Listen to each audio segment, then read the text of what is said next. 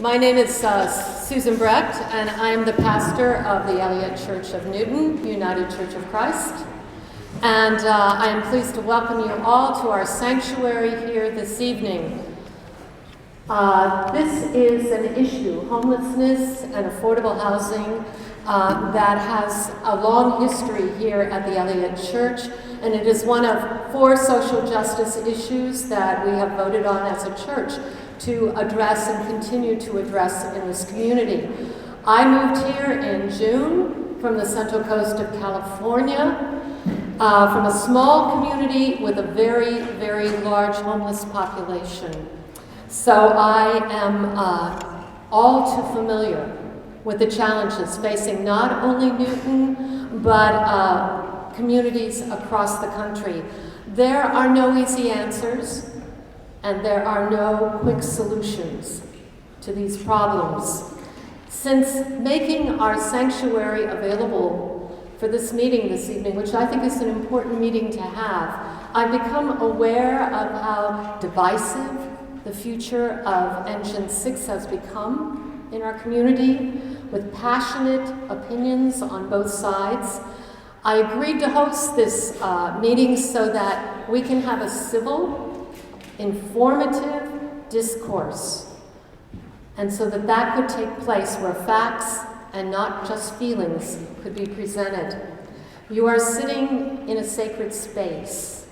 I don't have to tell you that. So I ask everyone here tonight to be respectful of that and to be respectful of each other, despite what might be our differing opinions on this issue. This is a complex issue, and one not easily resolved. There are many unanswered questions, as well as probably a lot of misinformation floating around out there in the ether. I spoke for over a half hour today with Seti Warren, who called me about Engine 6, and like many of the good citizens of Newton sitting here tonight, he tells me that he too wants what is best for the community. He too is concerned about the lack of affordable housing and problems facing those on the bottom rung of our economic ladder, and he wishes he could be here tonight to clarify why he's made these decisions, but he is off at an important school board meeting. Most of us sitting here this evening are blessed. We are blessed to have a roof over our heads and food on our tables. Sunday, I took a group of our teens to serve lunch to the homeless in the Boston Commons. I can't imagine what it was like to sit out all night in that rainstorm that woke me up at 4:30 in the morning. Can you? I talked to a lot of people who had. Betsy Bogia of Natick wrote a letter to the editor of the Globe last week about Glenn James, the homeless man who found all of the money and cash and traveler's checks and turned it over to the police. And in it she wrote, "To see someone in their finest hour acting selflessly elevates us all. It reminds us of the potential we each possess to be our best selves. Homelessness is considered the lowest form of poverty and despair that one can achieve. Many of us harbor reservations about the homeless and poverty-stricken. Alcohol, uneducated, mentally unstable, or victims of their own lack of discipline or motivation or ambition. We tell ourselves they are not like us." James' action defies our stereotypes. We are shocked that a homeless man could do the right thing, but really we should be shocked at ourselves that as a society we have allowed James to become homeless to begin with. I applaud James because he did a good deed and is worthy of that recognition. However, we would be remiss to take pleasure in recognizing his kindness without asking how we ourselves could extend some of that same kindness to James and others like him. Well said, Betsy. That is the challenge we face in our community. What is the right thing to do? What action will make the most difference? How do we use taxpayers' money most effectively to address the problems? My hope is that however Engine 6 is resolved, one side or the other is going to be unhappy, that the bigger issue is not forgotten, that those who are passionate about this issue will continue to address and advocate for those who need a roof over their heads and food on their tables. So I'm very, very glad that you're all here tonight.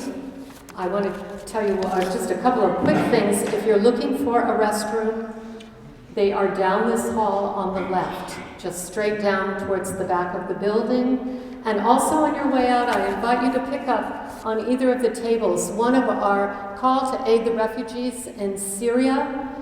Talk about a 4.5 million homeless problem that they are facing right now, and there is a way to help. So please pick one up, and we also have boxes if you want to make a donation. Thank you.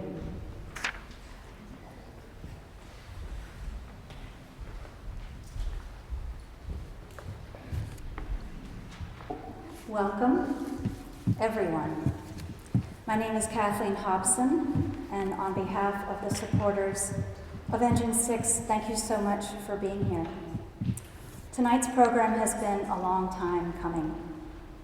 The mayor announced his decision about Engine 6 on June 25, a week before the official end of the public comment period, before our voice had a chance to be heard above all the noise and misinformation. In the wake of the mayor's decision, an important third public meeting got canceled. This program is a partial remedy. It took a little while for us supporters to find each other. We had our first neighborhood meeting the night of the day of the mayor's announcement, and here I want to recognize Fran Godin, who I met that night and who couldn't be here today. This program is her brainchild. Over the summer, our ranks steadily increased. We include individuals and families, grown-ups and children. At our last full meeting, we ranged in age from 16 to 89. I want to read to you from some letters that have appeared in the Newton tab. I think they tell the story of Metro West and Pine Street's proposal for Engine 6 and represent voices that have not been heard. One person asks, will we teach our children lessons of compassion and generosity, or lessons of fear and scorn? Instead of expressing our outrage and not in my backyard liberalism, why don't we open our hearts and minds and welcome the Pine Street Inn and work together with them to make this a success for the residents? I am sure that if we welcome these residents, we can make a difference in their lives, and our lives will be enriched far beyond what we give. Another writes, my husband and I have lived in Newton for 37 years and raised our 3 children here. Our daughters flourished, and our son, who died at 20 in 1999, a few months after being diagnosed with schizophrenia, especially benefited from the support of teachers, school counselors, and other city employees, as well as the community. If he had lived, he would perhaps now be a perfect candidate for Engine 6. There he would have had stability, companionship, and the opportunity to contribute his talents and understanding to the greater community. I speak for myself in my son's memory, and for all people now and in the future who need Engine 6 and who we need living with us here in Newton. Another. Through my synagogue, I have had the privilege to volunteer in many of Pine Street Inn's community residences. Pine Street runs them all with professionalism, kindness, and dignity. The residents I have met are working to get their lives back on track, and they are grateful for the privacy and comforts of a home. I hope that we can restart discussions around Engine 6 and bring not our worst fears, but our best hopes for our community to the table.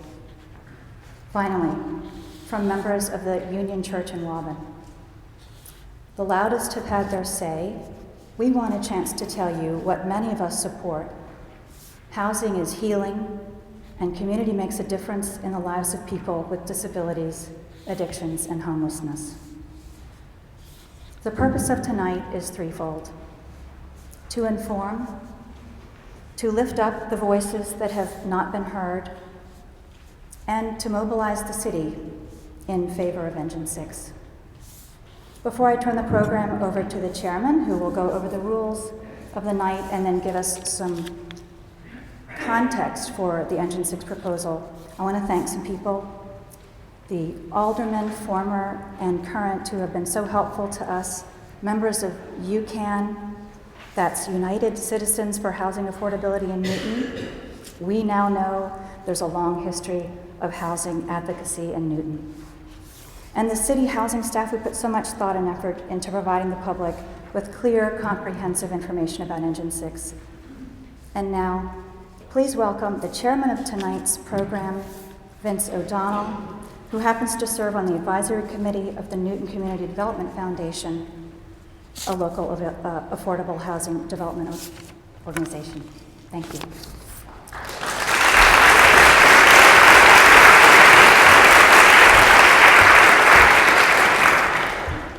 Thanks, Kathleen, and thanks, Reverend Brecht, for making this wonderful place available for this event tonight. I'm Vince O'Donnell. In my day job, I am a frank, affordable housing advocate, including affordable housing for people who are homeless and in need of services. So that's what I do. It's my career. And I'm also a resident of Newton, and I think it's a really important issue for this town. So I'm just here representing myself, and I was asked basically to play this role of chair or moderator or whatever to just kind of bring us through the evening's process. And just, it's a little unfamiliar for me, but my role is to be neutral. So that's what I'll do. And but I want to say that my understanding is that the idea here is that really every question is welcome about this proposal, and encourage people to make it a successful night by bringing your questions up. And in terms of mechanics, the way that will happen is that in your pews, at the end of the pew, I'm not sure which end, but one of those ends, there are cards and pencils. And so starting anytime now would be fine. You're invited to write questions down, and when you have something ready, just raise your hand and someone will take the card. And they will then be brought up for part of the program later on, so that questions will be read and answered by people here who are in a position to have the information. And we'll do that for a while, and hopefully we'll get a lot of information out that way. And and any questions that we're not able to get to tonight, there will be a process so that answers to those questions will be posted on the website of the supporters of Engine 6. So I think that's the general idea. Are there any questions about how we're going to proceed? I would like to get right to the substance, so this is a lot of information that we can get out tonight. So I just want to say very, very briefly what kind of development process is involved in something like this. But before I do that, I want to recognize the public officials who are here, and I thank you for being here. So Alderman Ted Hess-Mahan is over here, and Alderman Dave Crossley is here, and former president of the Board of Aldermen, Brooke Lipset, is with us also, and thank you all for being here. And thank all of you for being here. So any affordable housing proposal, really any housing proposal, has to go through what I think of as a process of a lot of moving parts all at once. And it's constantly changing in response to the way these different parts interact with each other. And somebody has to be the proponent of that whole process, and that's the developer. The developer can be a partnership. In the case of this, there's a partnership between Metro West and Pine Street Inn. And the developer has to do a lot of things to make this work. And about half the people in the audience are developers, so I don't know why I'm explaining this, but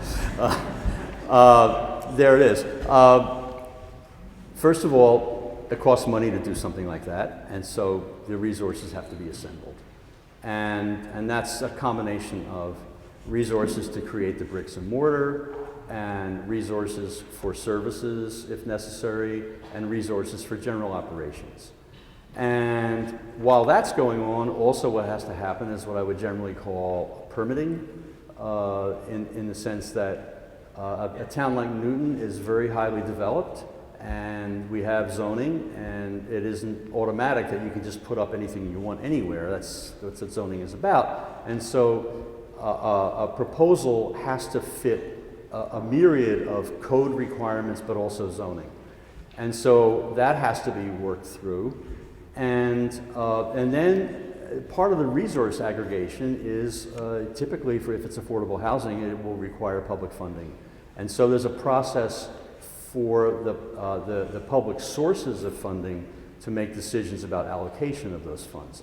And in the case of this project, one of the major sources of funds that has been targeted is what's called Community Development Block Grant Funds, which flow to cities from the federal government, and the cities are empowered to spend those funds on a bunch of eligible uses, which include housing, through an internal process. And then the city itself has to have some process for that allocation, and that's done through a series of planning documents, such as something called the Consolidated Plan and Comprehensive Plan, and all those processes and documents have to be observed in this whole process. So it's a pretty complicated thing.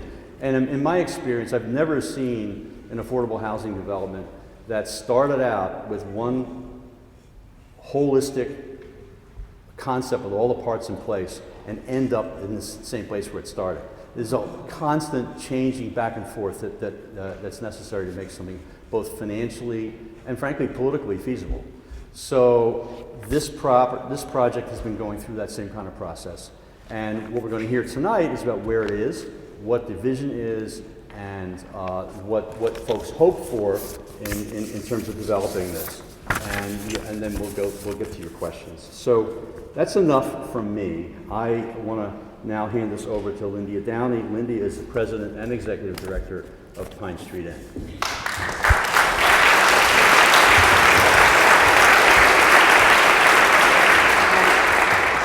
Thank you, Vince. Thank you to everyone here at Elliott Church for letting us be here tonight. To all of you here, wherever you are in this project, we're grateful for the opportunity to talk about the kind of housing we do. I hope we can answer most of your questions tonight. If we can't answer them tonight, we will do our best to get back to you. And I will repeat this again, I think, at the end of the night. We have now 36 houses in Boston and Brookline. I would invite any of you to come and see one of the houses, meet some of the tenants. I'm going to spend a little bit of time talking about what Engine 6 is and is not. I'm going to stay away from the development piece because Jennifer Van Kampen from Metro West is here and can answer those type of questions. I'm mostly going to talk about what we do in our housing and what the services are like, as well as we've got a couple of folks here who have worked with homeless people for a very long time who are going to follow me. But whatever your questions are, I'm grateful that you're asking them. I fully support a process. You have to have a process. These kind of things are controversial for people, and I don't think we've done a single house, I shouldn't say that, we've done a couple where there actually was no process and we were welcomed into the neighborhood and in we went. But for the most part, there has been a very open dialogue, as Vince referred to. There's been a back and forth about the how, what are services like, what is our property management like, who are the tenants. So please, ask your questions. I hope we will answer them. I want to say one other thing.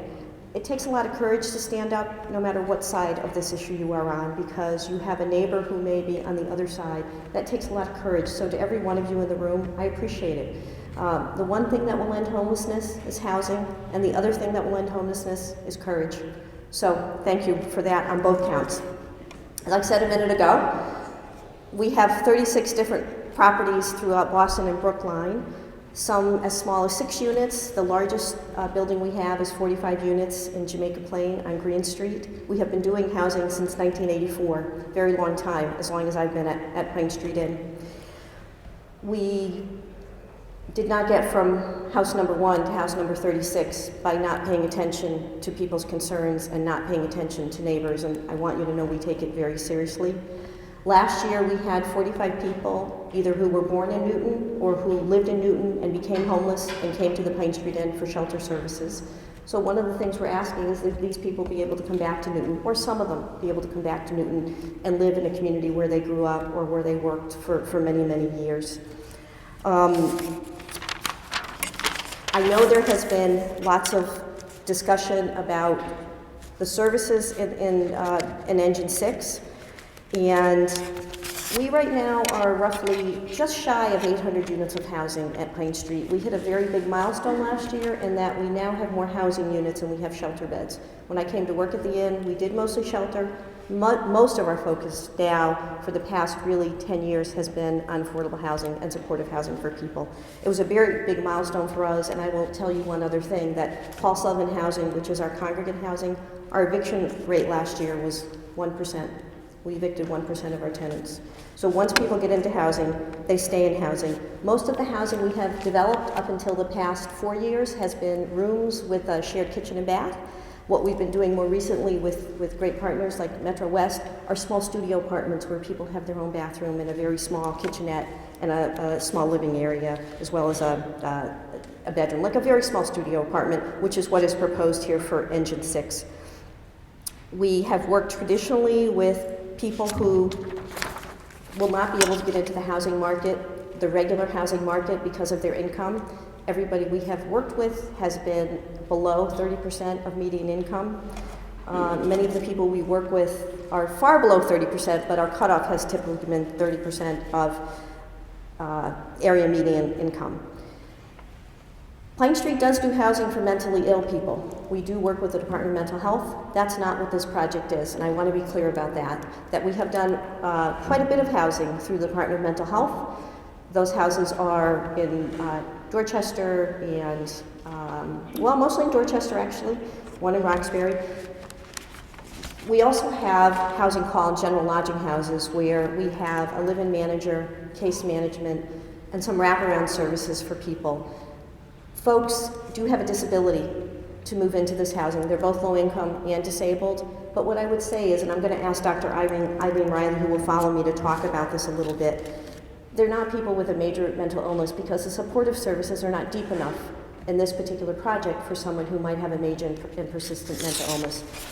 And you will hear from two tenants later who I would say would be very typical of who we would want to select for Engine 6 should the project move ahead. Let me talk a little bit about screening. Some of our staff joke that they would never be able to move into our housing. There's really a couple of layers of screening. Well, I say that because this is not like one of us going to rent an apartment, or one of your kids getting out of college and moving to Brighton to rent an apartment. There is a much more stringent screening process, and we have already agreed as part of the community process here to actually add some more stringent criteria to that. But the rental assistance for these projects come through Metropolitan Boston Housing Partnership. They screen everybody at the end, we screen everybody in the beginning. When I say we, the staff at Paul Sullivan Housing take the housing application, everybody is screened for a query, everybody is screened for a SORI. We have agreed that in this particular house, no one with a query or a SORI would be a viable tenant because of the issues raised earlier in this process by a number of neighbors and a number of people who had concerns about it. So what I would say is that our screening, we're looking for people who can live independently but who might need a little bit of support. So you have to be able to manage your activities of daily living to live at Engine 6 in the same way you would have to in our house in JP on Green Street. What we look for really is how stable are people, what do we know about people, what is their history, and that's a combination of working with the staff in the shelter who have known these people for a long time, and also Paul Sullivan Housing staff who screen hundreds of people every year to move into housing. So again, this is moderate support. It's not deep support. It's not a house for people with major mental illness. It is a house though for people who are going to need a little bit of support. And what do I mean by that?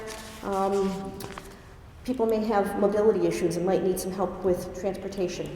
People may need help with money management. People may need help with getting back into the workforce.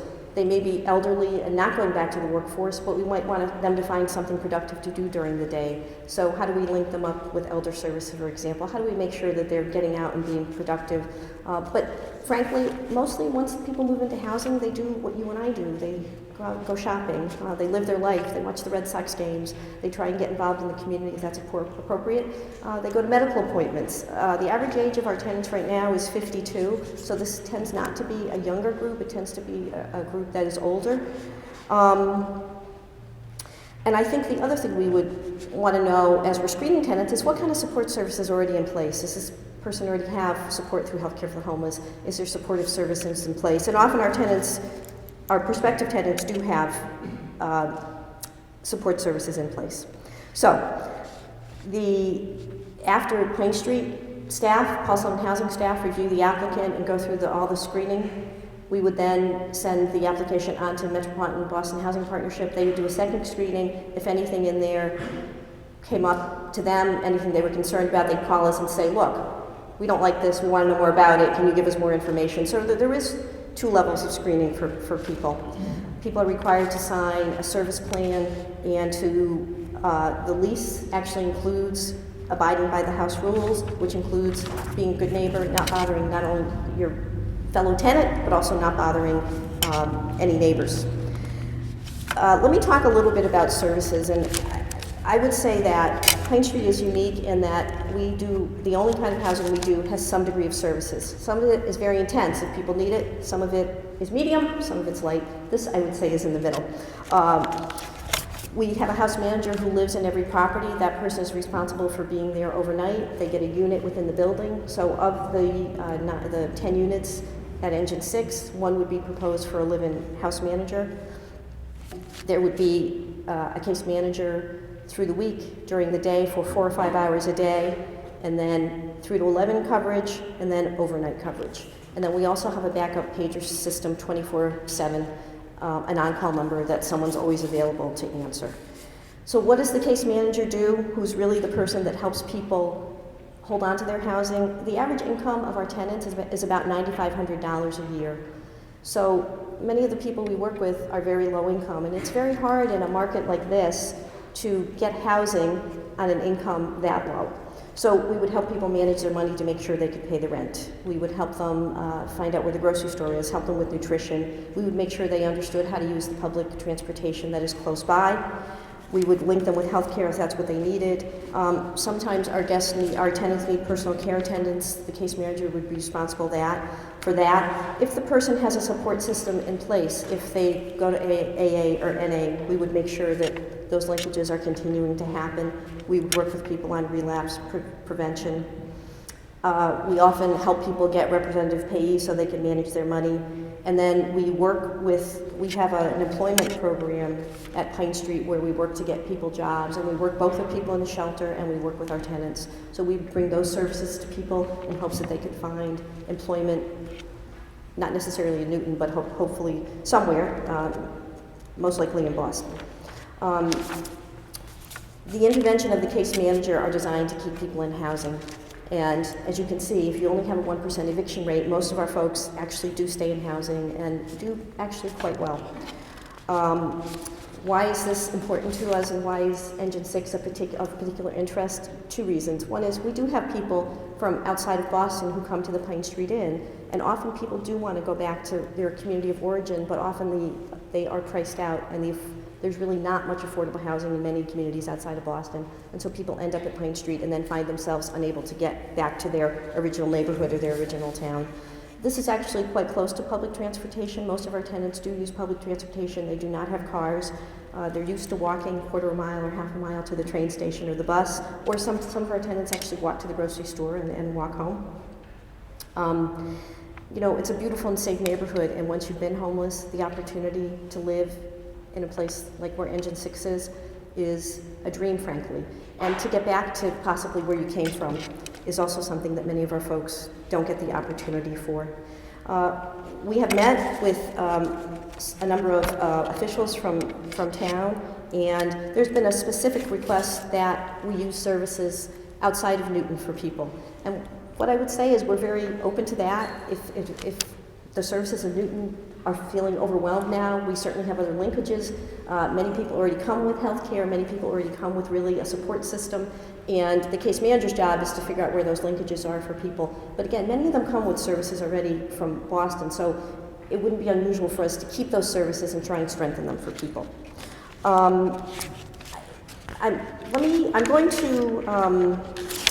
One other thing, we actually manage all of our properties ourselves. So we do all of the building maintenance, we do all the landscaping, we do the painting ourselves. I say that because it's not just our case management staff who are in the units all the time, it's our property management staff. And there's a big linkage between the property management staff and the case management staff.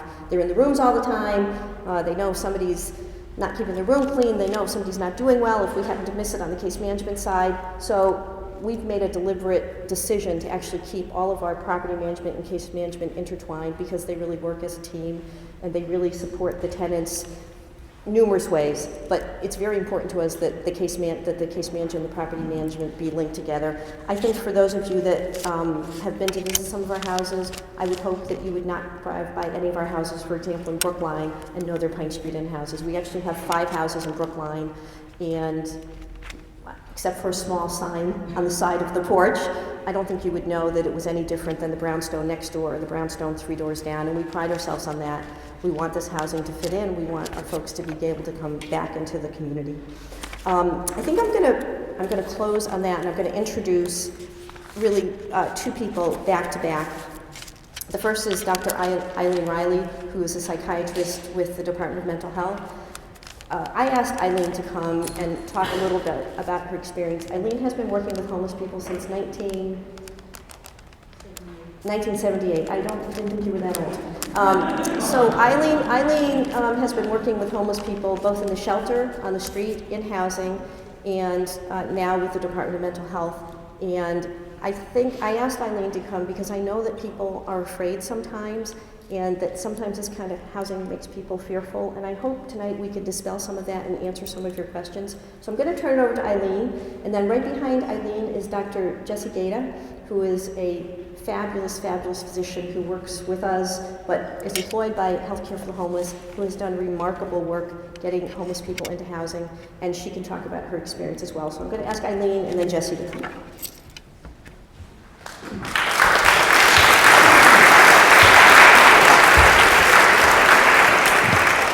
Thanks, Linda.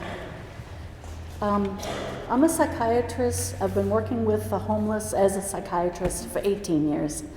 And I was first affiliated with Pine Street as a college student. I went to volunteer there and was a little afraid, but was inspired by all the other people who were working there, who became my mentors. And I worked there for 6 years after graduating from college, and decided to be a doctor for the homeless. And I just feel really fortunate that I've chosen this field and have been able to work with homeless people. I work at the Pine Street Inn once a week. I go there around 3 o'clock in the afternoon, stay till about 8, and meet hundreds and hundreds of homeless people. I work in some Department of Mental Health group homes. I'm a consultant to some of the Pine Street Inn homeless programs, housing programs, which are really beautiful, and I welcome you, as Linda said, to go visit them. And I work at a few other shelters. I feel that I have the best job in Boston as a psychiatrist. I feel really fortunate, and I've learned so much by being with the homeless. I worked 6 years at Pine Street, and then as a resident in psychiatry, I worked with the homeless with the Worcester Healthcare for the Homeless project. And so I just totaled it up, and it's been 26 years. And it's really been, like I said, such a rewarding experience. I just want to say from my personal experience, I've never felt threatened. I've never been afraid. I've never been hurt. And I actually live next door in Roslindale to a Department of Mental Health group home, and my neighbors are great. They shovel my walk and say hello, and they're just very friendly people. Again, I've always felt safe. I work for the Department of Mental Health, so I am a consultant to some Department of Mental Health group homes, and those are for people with serious mental illness. But as Linda pointed out, We refer a lot, the people that I come across when I do street outreach and when I do shelter work, we refer the people with serious mental illness to the Department of Mental Health, and they're housed through the department. So the Pine Street housing programs are not people with serious mental illness. I think that the other thing I wanted to say was I am a consultant to the Pine Street Housing, and the staff there are wonderful. They refer people. They're on top of every situation, and we do integrated care. So the Pine Street Inn has access to Boston Healthcare for the Homeless, which is integrated medical care and psychiatric care, which I think is really important. Thank you.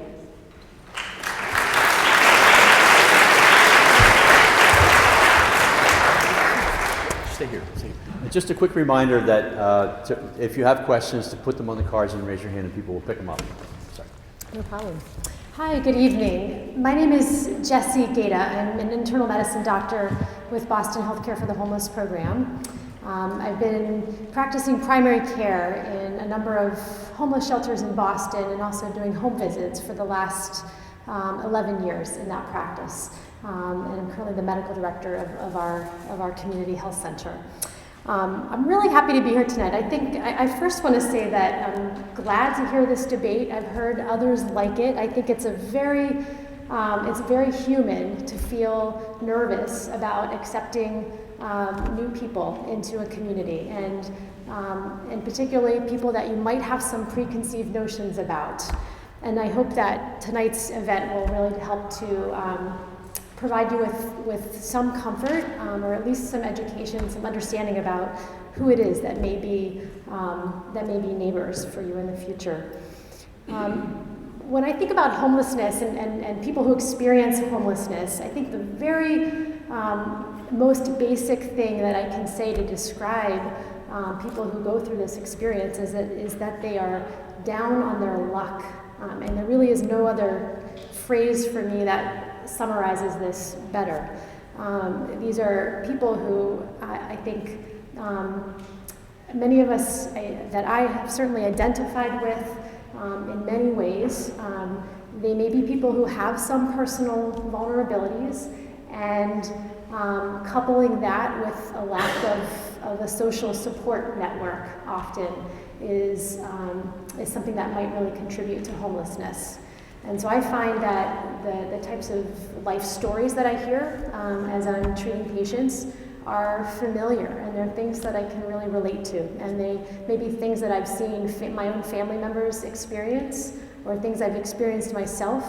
And were it not for the support network of my family, I can really imagine what it would take for me or someone I know closely to enter into homelessness.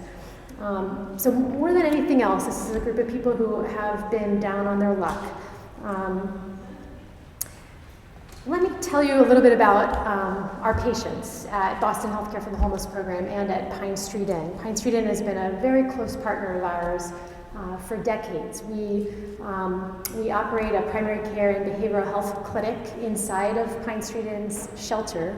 And we also deploy teams of clinical folks, psychiatrists like Dr. Riley, primary care doctors, nurses, social workers, to go into the homes of people, of tenants that Pine Street Inn has helped to house. And we provide supportive services as they are needed for people. But thinking about, as I do, homelessness for a minute as a health issue, let me try to describe some of the health issues that we come across in clinical practice as a way to try to get you to understand a little bit about this life experience of homelessness. So, as an internist, I often say to people that, I often describe that a premature aging that happens the longer a person is homeless. And so I'm able to really estimate how long someone has been homeless by examining their teeth and their skin and their joints sometimes. There's an incredible daily stress that goes along with needing to meet basic survival needs and struggling to meet basic survival needs that plays out very predictably on a person's body. And when Lindia says that the average age of folks in Pine Street Inn housing right now is about 50, 52, I'll tell you that to me, a 52-year-old who's experienced some degree of homelessness really looks very much like someone about 20 years earlier. And there's a premature aging that you see, and literally you can see on the face, on the skin.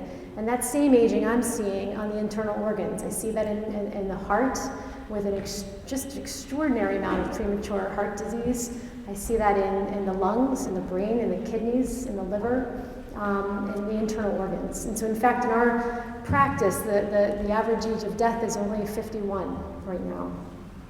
So when I think of housing, to me this is the very first fundamental building step in trying to build health equity. And that's what this community has an opportunity to do for our poorest neighbors. So I'll just tell you one quick patient story of one of my first patients who was able to make it into housing. And I'll call her Lucy, although that's not her real name. But Lucy was a woman who I met several times in a homeless shelter in Boston who had severe emphysema from many decades of smoking. She had been in an industrial accident when she was 19 years old, working at a factory in Quincy, and really sort of lost the use of her right hand and was not able to be very employable as an adult. So she lived with her parents for most of her adult life, and when her parents died and that housing was no longer an option for her and her income was never enough to really be able to afford housing, she ended up in a local homeless shelter where I met her. And fortunately, after a few years of really struggling to try to help Lucy cope with severe emphysema that resulted in about 10 hospitalizations a year, we were able to, with the help of the shelter, move her into housing, into a supportive housing unit. And the same team that had been caring for her in the shelter followed her into housing. We were able to conduct home visits and really provide a lot of support services to help her be successful in housing. And I'll never forget that the first time we visited her, and she has plants growing everywhere, and is able to actually connect with some relatives who she hadn't been able to connect with when living in the chaotic world of the shelter. In any case, after Lucy moved into housing, it wasn't long after that we were able to successfully conduct some preventive care, which was unheard of in the shelter, and we were able to diagnose her early with a cancer that she had treated. And so this is a person who's now been very successful in housing for the last number of years. And I think of that housing intervention as a really critical one for her from a health point of view. And I think she's probably very typical of the type of people who would end up moving into Engine 6 if it's to happen. So I really think of housing as equated to poor health, and particularly on the medical side, actually, the tremendous burden of chronic disease. And I think of housing, of this housing project really as a medical intervention that could help to save lives. It can help to really begin to build health equity for a very vulnerable, medically vulnerable group of people. I want to talk for just 1 minute about Pine Street Inn as a partner in this work. We have been really lucky to partner with them to offer supportive services. Ours are clinical in housing, and we've done that in a number of housing units across the greater Boston area. And it's always impressive to see. I think it's a fantastic idea for people who are nervous about this project to visit Green Street in Jamaica Plain or the Beacon Street property in Brookline. You're going to see a group of people who are very stable, who look like your family members and mine, who need a little bit of extra support and who are getting it and who are living successfully in housing. So I think I'm going to stop there and just say that I think this community has a tremendous ability to help to build health equity for a very vulnerable, very medically vulnerable group of people. And we're also lucky to be able to do that with a partner in Pine Street Inn who has a very long and successful experience of safely housing and supporting people, tenants in housing. Thank you very much.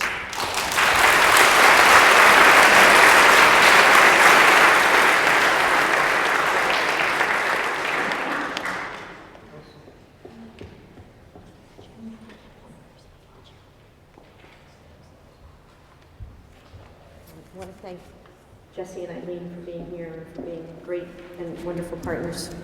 I'm going to introduce Paul Sullivan, who is not the Paul Sullivan for whom Paul Sullivan Housing is named for. That was Pine Street Inn's founder. This is Paul Sullivan, who happens to live at Paul Sullivan Housing.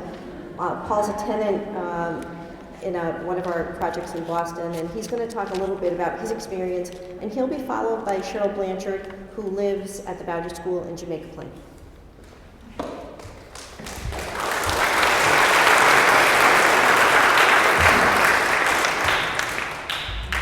Thank you.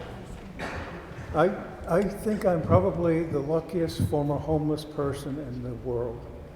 It was only a dozen years or so ago that I had my own house. I had 3 vehicles. I had my own business. And unfortunately, I was living in Houston, Texas at the time, and there was a downturn in the economy, helped in part by a massive layoff at NASA and a closing of Enron, put thousands and thousands of people in the unemployment lines. And my business suffered for that, and my health was suffering. And I had no health insurance. That's kind of stupid since I spent 30 years in life in health insurance business, mostly in management and staff positions. In order to get hospital care through Harris County, I had to sell 2 vehicles. I had to liquidate all of my bank accounts, my retirement, and other savings. And I was treated successfully for 2 illnesses down there. I had to sell my house to live on, and I came back to Boston to live with relatives, and that lasted about a year until my welcome and my money started to run out. I found myself on the street one afternoon with no place to go. Unfortunately, I was attacked that night and ended up spending my first 3 nights of homelessness in a hospital. And the people at the hospital were kind enough to direct me to Pine Street Inn, where I was treated humanely, gently, and with care and compassion.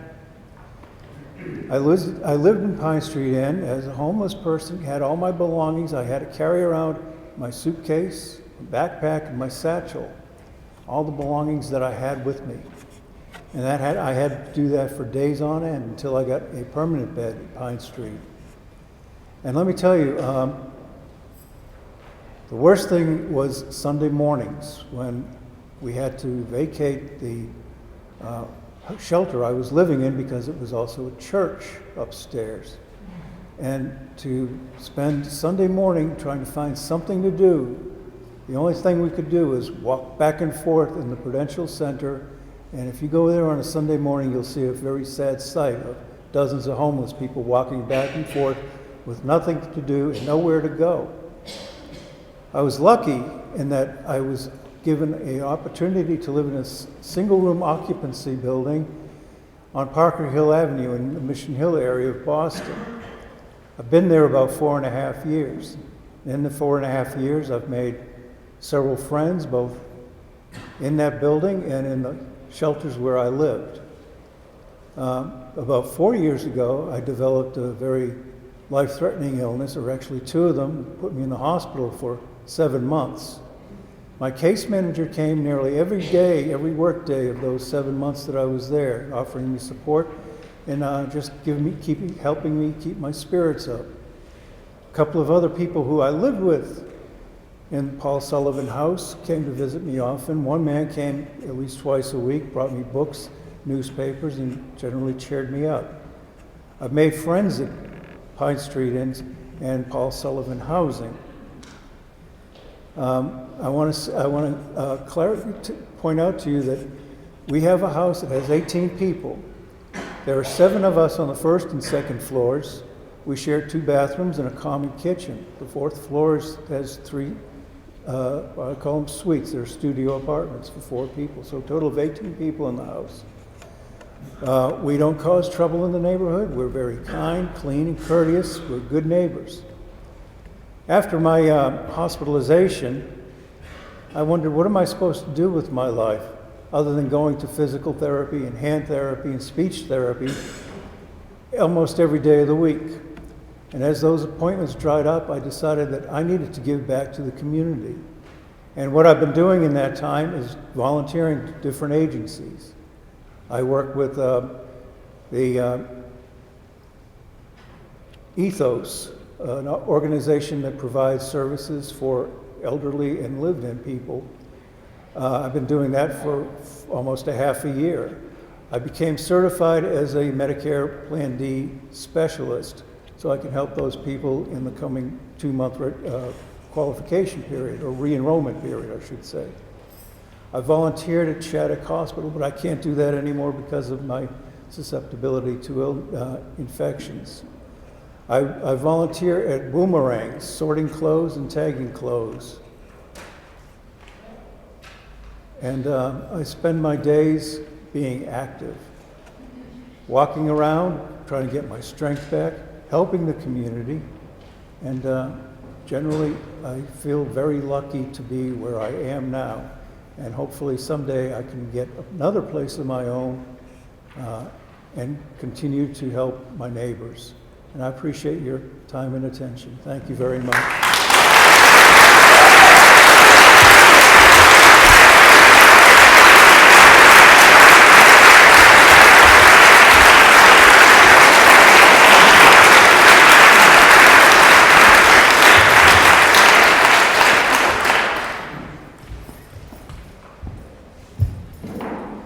Thanks.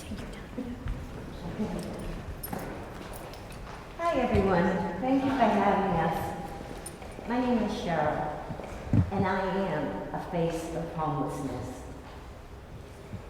I have a past which wasn't pretty.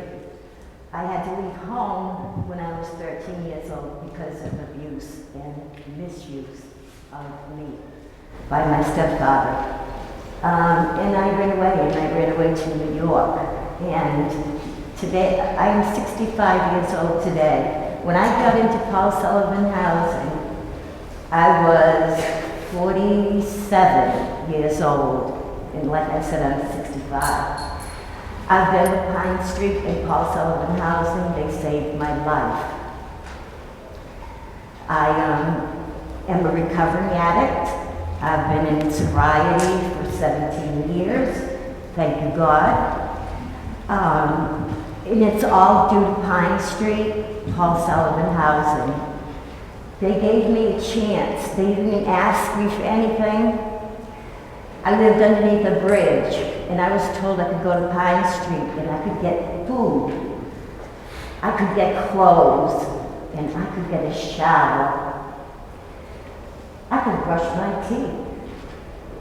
It's so, so important. A toothbrush. Pine Street Inn, the women's unit, taught me how to be a human being, to have self-worth, to love myself, to be able to be a friend with somebody, because I am a friend to people. I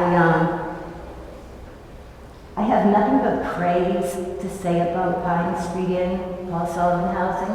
I do live at Green Street at the Bowditch.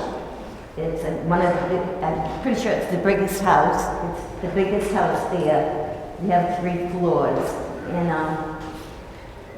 I want to tell you, Pine Street put me into a work program, taught me how to fill out applications that I never knew anything about. They taught me how to live and to be a woman in this life of wonder. Every day it's wonder because because I am in sobriety.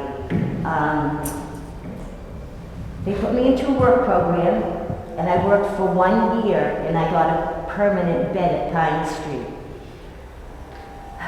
They showed me how to go to work, how to come back, how to go.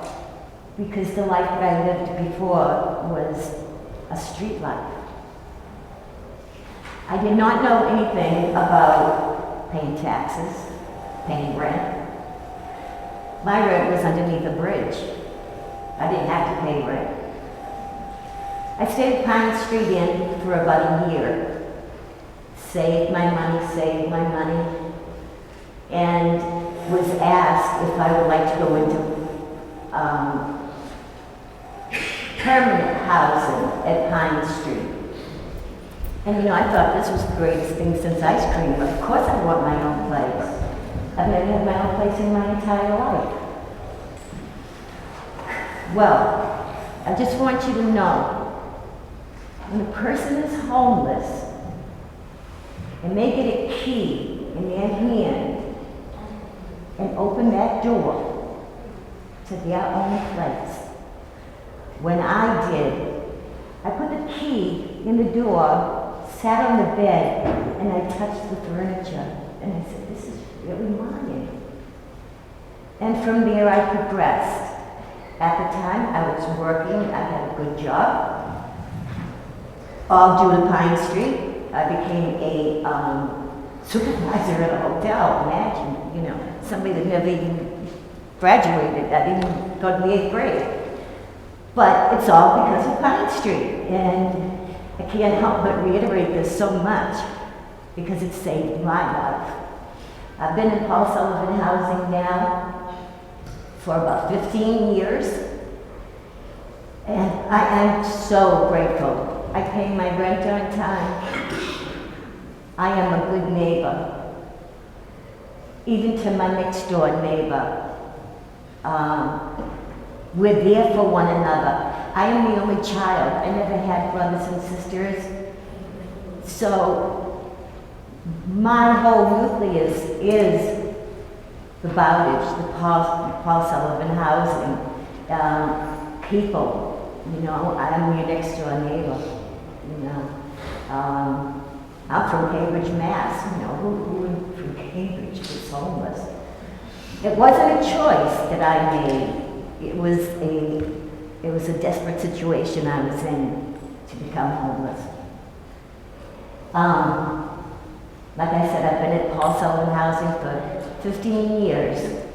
I also do commitments with Paul Sullivan. We're on the Faces of Homeless board, the Bureau. What is it? Mahasa, Mahasa, and for me to give up, for me, giving back like this, I am so grateful because you're allowing me to, I can let you know anything that you want to know. Ask me anything I'm looking for. I am your neighbor, and I'm so grateful to be here.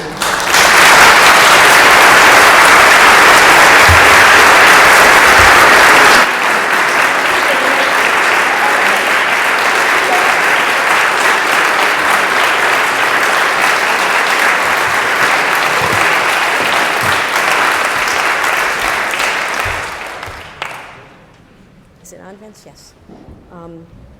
I want to thank Cheryl. Whoops. Can you hear me? Yes. I want to thank Cheryl and Paul for sharing their experience. I would say that this is what homeless people look like. This is what they do. This is what their life is like.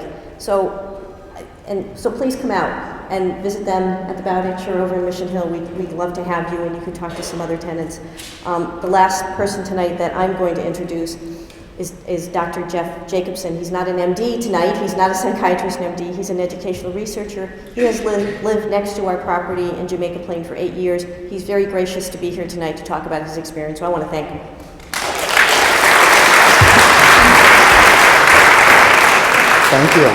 Thank you. 8 years ago, I moved with my family to Jamaica Plain, And we bought a house next door to the Bowditch house, run by Pine Street Inns. And at first, I was a little nervous about it because I didn't know what to expect, 45 former homeless people right next to me.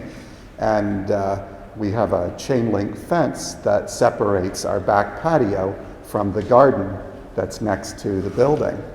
And a year went by, another year, and nothing happened. I saw them come, I saw them go. Occasionally there'd be a picnic in the garden. That was about it. And then one of the residents got very active in the garden. It was a community garden. So I went and collaborated with him for a couple of summers and bought seeds and helped them weed. And I got to meet some of the other residents. And then he moved away and, I got involved in other things.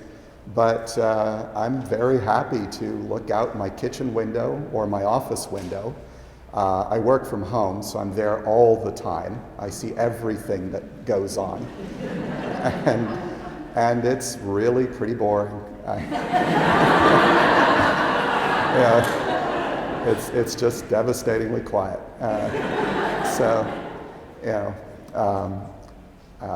And I'm happy to be here, and I support them wholeheartedly.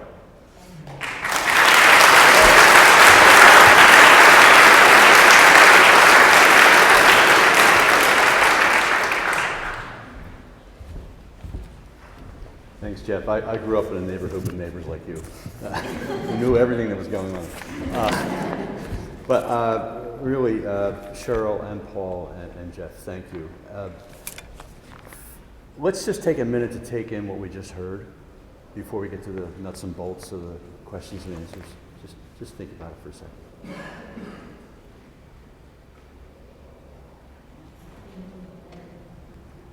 Okay, so now people have volunteered questions, and you're still welcome to keep doing that. I want to introduce Rabbi Tova Spitzer. Rabbi Spitzer will read the questions. I will try to I'll try to pick one of several people here who have a lot of information about the project, and we'll try to get answers to your questions as much as we can. And it's 8:45, and we're supposed to end at 9. I talk really fast. So yeah, we'll try to be very concise. If we do run over a little bit, no prejudice to someone who has to leave, but maybe we'll give another 5 minutes or so. So there were a few questions that had to do with criteria for the tenants. I'm just going to put them together. So the first question was, would you please describe, I think this would probably be for Linda, would you please describe the qualities you're looking for in the tenants you would be placing in Engine 6? And then related to that were two questions about preference for folks in Newton. One person said, I know several homeless youth here in Newton. Could any of our homeless youth benefit from this project? And the other was, would the tenant selection plan provide a preference for former Newton residents? So I would say, again, given the level of support in this house, we're looking for people who are can live somewhat independently, right? They can cook for themselves, they can take care of their activities of daily living, but they might have a health issue that they need some support with. They might have a disability around, again, physical impairment. They might be in recovery. So we look for somebody who has some stability, but again, people would have to be disabled. So I think, and I would say that Paul and Cheryl would be typical of the tenants. When I was leaving the shelter tonight, I ran into a woman named Mary who was in our food services training program at the shelter. She's just moved into one of our houses in Boston. She moved in about a week ago.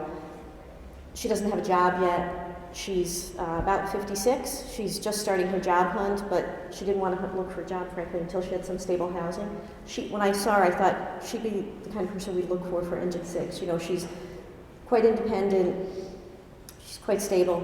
Not working yet, but we hope we'll be working soon. But probably with her skill set and her age, it's going to be hard for her to get a job at anywhere above 30% median income. So most likely her job status will render her low income and she'll need some support. So I think that's typical of who we'd look for. In terms of Newton, as part of this process, the developers and Metro West and Pike Street would have to submit a plan to the town of Newton, a fair housing plan, and we are proposing that 50% of the units be for people who live in Newton currently or people who work in Newton currently. So what I would say, if anybody who is in Newton now who's homeless would be considered, the town has to approve, as does HUD, the fair housing plan, but that would be our proposal. Would you stay up, 'cause I think the next one's for you. Okay. So the abutters to the Engine 6 site are opposed to the residents of Engine 6 not being required to have a day activity, a job, a volunteer work, or a day treatment program in order to live in the house. Why is there no requirement for residents to have a structured day? What I'd say is that people are legally tenants. So they have legal rights as a tenant, just like anybody in this room who is a tenant, right? So we cannot legally, however, what I would say is that our experience has been, really most people don't want to sit home and do nothing. They really do want to do something productive, and that's what our case managers work with people on. So legally, you're absolutely right, we couldn't require it, but we do ask people to sign a service plan. That piece of paper actually does have some impact on people. We do ask people to abide by all of the house rules, and we do try very hard to get people to do something structured, whether it's employment, whether it's volunteering, whether it's a day program. And I would say the majority of our tenants have some involvement in something. It might be employment, it might be volunteering. It really does run the gamut. We have a number of people who go to, as Paul said, physical therapy. Some of our folks do have very serious medical issues, and sometimes, unfortunately, their day is spent getting back and forth to their medical appointments. We hope that doesn't last forever, but often that is something that our folks do contend with. So even though we can't legally require it, we do encourage it. And we I think, Ralph, do you want to say anything else? We do get a pretty good success rate of people being involved in something. I will say this, and I know this is a concern. Our folks don't go and hang out in JP on Center Street and sit on the steps. They don't, hang out on the steps of our properties in the South End. In our housing project, you could walk by our house on Upton Street and there is nobody out front. We typically almost always have at least some backyard space for people. It might be small, but a space where people can sit out and enjoy the nice weather. But you can, once in a while, we have 2 houses on Beacon Street. We have 2 fellows who have been friends for a long time. They do sit outside when the weather's warm on the steps and talk. But I will tell you, most of other houses you can drive by and you will not see anybody hanging around, either in the whatever the closest commercial area is. People don't do that anymore when they're not homeless. They have a place to go now and they don't need to hang out. So a question for Dr. Riley. In your experience with individuals with psychiatric challenges in this population, what is the general compliance rate for consistent engagement in support of mental health services in Newton? For the support services like mental health and physical health that the residents of Engine 6 will require.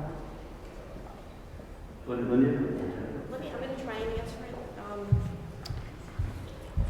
Typically, the support services through the projects that we do are funded really one of 2 ways. Well, really 3 ways. So sometimes we pay for supportive services through a stream of private donations that we use to augment our overall budget. That's one way. We don't do that as often. The revenue from the project, once the subsidies are in the building, we'd use some of the services, the dollars spun off from the rental assistance to pay for supportive services. And then we also can, for some people, there is a program run by Mass Behavioral Health, not to be confused with the other MBHP, which is a housing MBHP. Mass Behavioral Health has a program that actually allows for some reimbursement for certified staff to provide supportive services. People have to meet a certain criteria. So that's the 3rd way. All of those all that funding is state or federal. So to the best of my knowledge, there is no supportive services dollars from the town of Newton. Capital, yes. Supportive services, no. And again, I think the Public Health Department in Newton have been very clear that they feel the services in Newton are tapped now and have asked us to very deliberatively find other services for people, which we are more than willing to do. We have a very robust service network in Boston and in Brookline, too. We have 100 tenants in Brookline. So we work very hard to find the right services for people. And frankly, people have services, and some of these folks will. We would keep those services. It's much easier to keep them than to switch. So to Newton, to the best of my knowledge, nothing. These are state and federal sources, but on the capital side, yes. Why don't you stay up with it? Yep, okay. So these are sort of related, so I'll put these two together.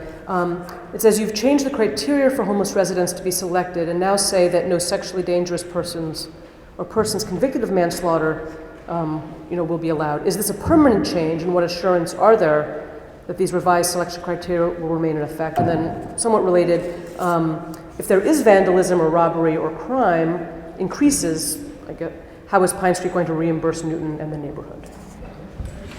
Okay, so let me try and address the first question, which I know is a question that comes up frequently, and I want to say something about this whole issue of sex offenders and subsidized housing. Any federal dollars or state dollars actually puts limit on whether or not people who have any sexual offenses at all, people are not, level 2 and 3 sex offenders are not allowed in HUD-funded subsidized housing or state subsidized housing.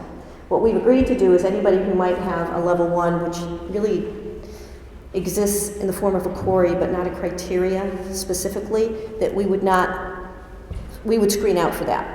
Okay, we have enough of a list that we feel very confident we could screen out for that. What would that change?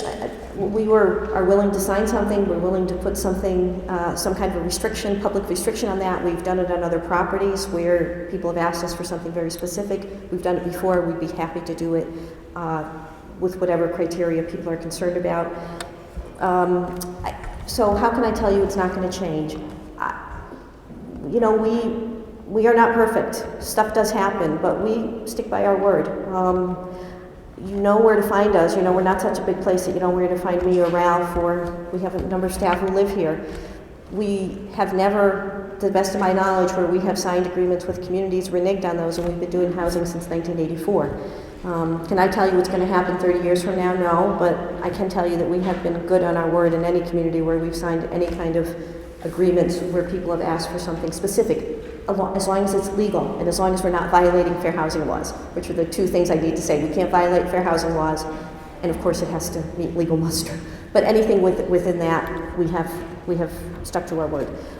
In terms of crime increasing, to the best of my knowledge, and I don't know that I apologize, I'm not probably totally prepared to answer this. To the best of my knowledge, crime has not gone up in neighborhoods where we have bought housing or moved housing in.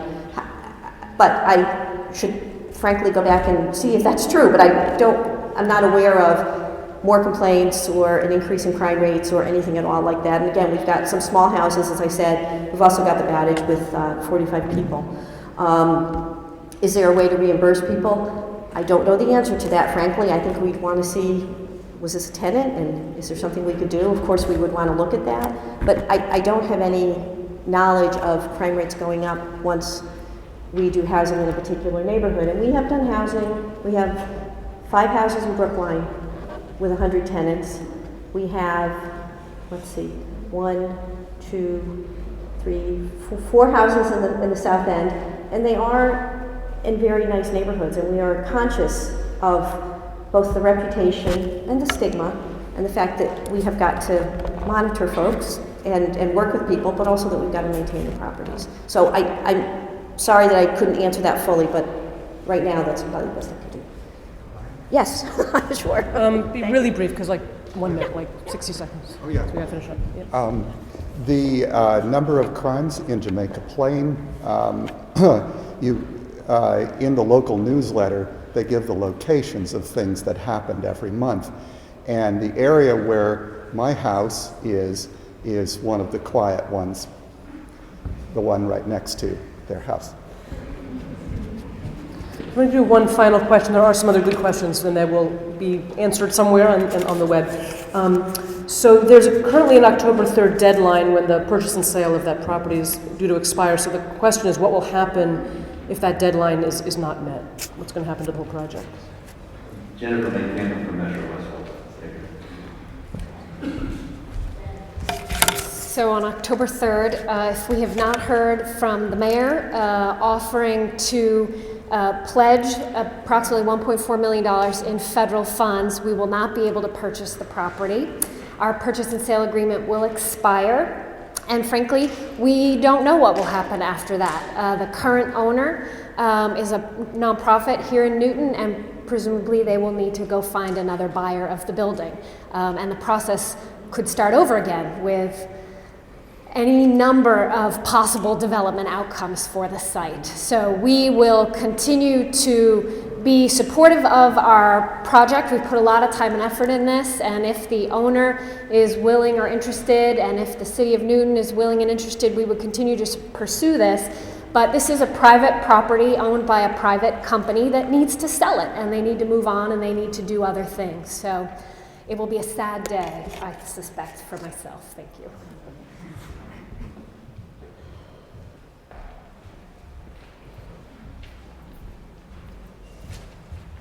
Well, thanks for everyone for providing those responses. I'm almost done. I'm going to hand it off in a minute. So I also want to say there's an army of volunteers who helped to make this all work. There's a lot of logistics involved in holding a meeting like this together. So I personally am very grateful that a lot of the work was done for me, so I was able to do this, and I appreciate everything that everyone did to make this happen. Our next speaker and penultimate speaker is Hattie Gawande, who will talk with us about next steps. And why don't you tell us who you are?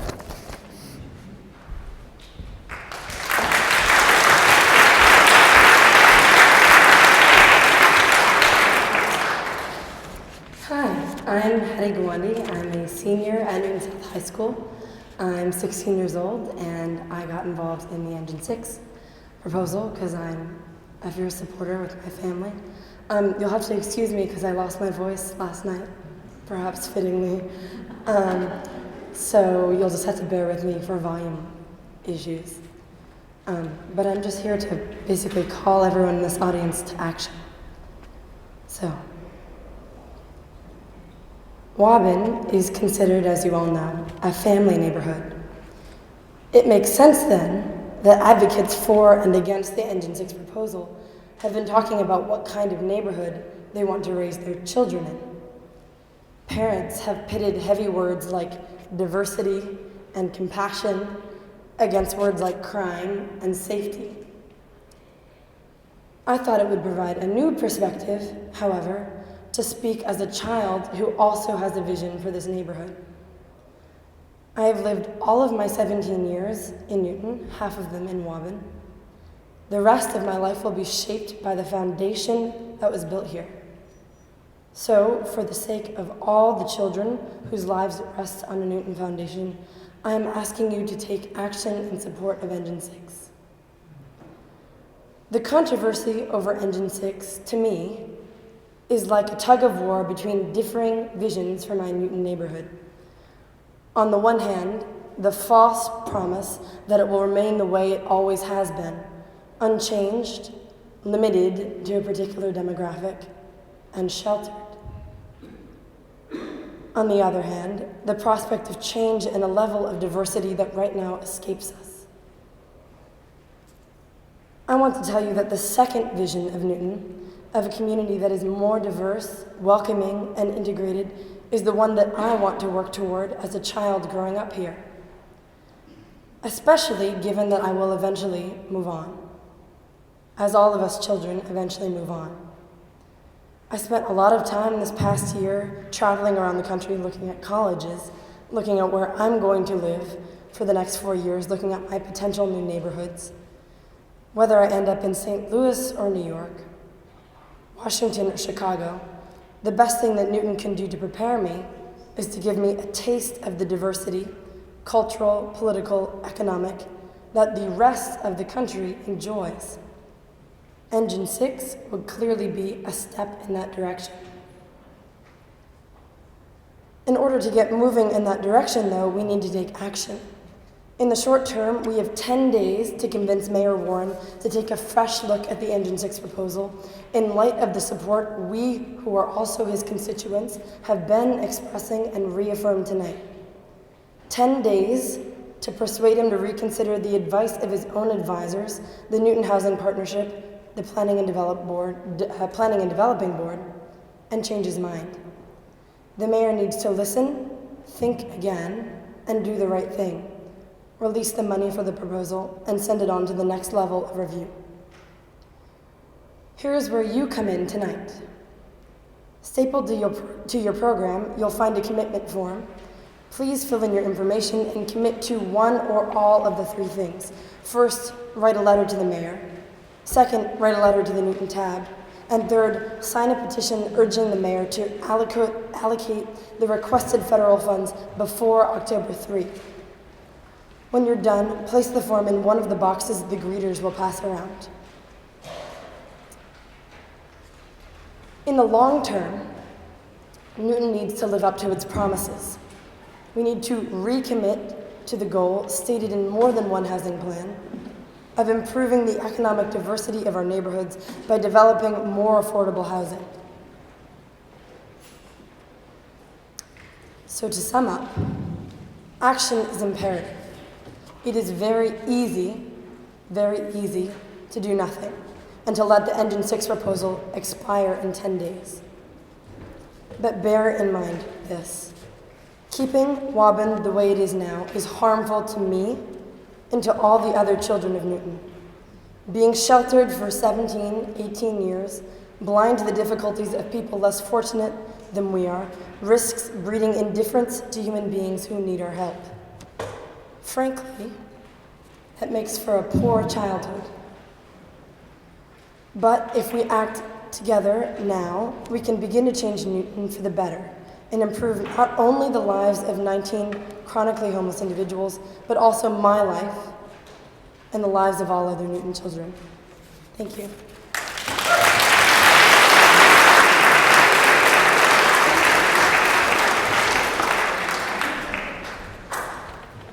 Thank you very much, Hattie. Our last speaker is Reverend Stacy Swain, who's the minister at Union Waubun Church.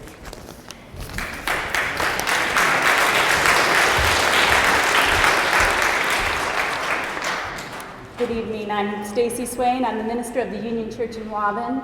I'm very happy to be here tonight to give our closing reflection. I think it would be a good idea to just take a moment and just take a deep breath. We've had a lot to take in tonight, a lot that has moved us and stirred us in many different ways. Let's just take a moment.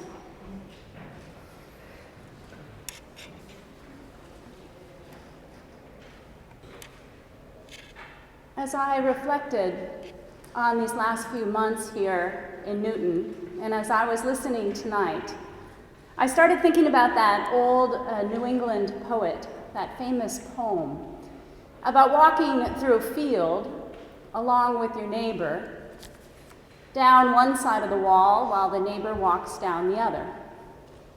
And as the poet and his neighbor were walking down their wall, the neighbor would stop and pick up a big stone and settle it back into the wall to fortify it from where it had fallen. And as they kept walking, the neighbor would find another chunk that was missing and put it back in the wall. And the neighbor says at one point, "Good fences make good neighbors." And the poet says, "I wonder." And he starts wondering about that. What makes good neighbors? And he says, "Before I built a wall, I'll ask to know what I was walling in or what I was walling out, and to whom I was like to give offense. Something there is that doesn't love a wall, that wants it down." And as I was thinking over these last few months, there's been a lot of walls, I think, that have been built across our neighborhoods, across our yards, between our neighbors and ourselves. And there's been a lot of walls about who is it that can come into this neighborhood and who is it that we need to keep out. And so I find myself tonight echoing the words of that poet, "Something there is that doesn't love a wall, that wants it down." And so regardless of how you personally may feel about this particular issue, I would invite you to be one to take down a wall. Instead of lifting that heavy boulder and shoving it back in place, I would invite you to think about taking down the walls that may have been built one to another across these many months, so that we can be a community that can talk freely, that can grapple with difficult decisions in wonderful ways, and that can move forward in a bright future. So, as we go out into the night, let us go down as people who are taking walls down, not building them up. And let us go out with peace. Thank you.